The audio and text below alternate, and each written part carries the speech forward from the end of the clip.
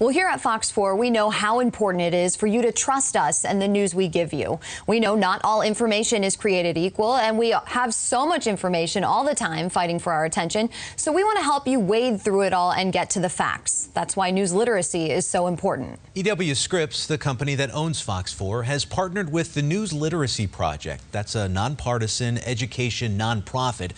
So we can give you the tools to help you determine what information you should trust and base your decisions on. So to prove to you our station is one you can depend on, I'm showing you how our reporters bring you a story, how they balance all perspectives and remain unbiased. And for today's example, I'm talking to my friend and colleague, Rochelle Aline.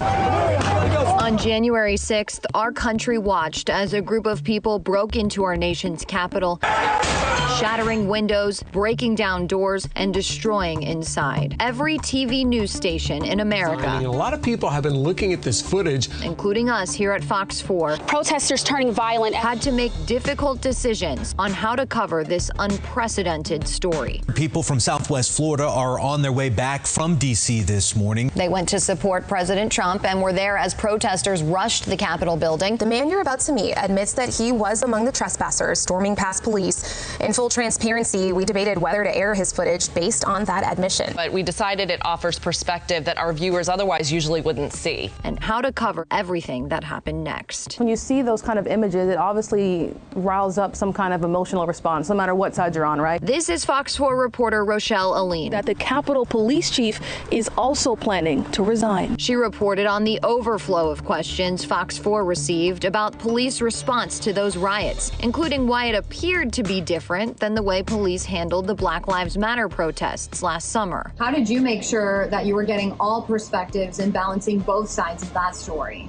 Sometimes the images that you see don't tell the full story, right? And so we were seeing these videos, and a lot of these things were taken from personal cell phones. But what if there were other things that I didn't see? What am I missing?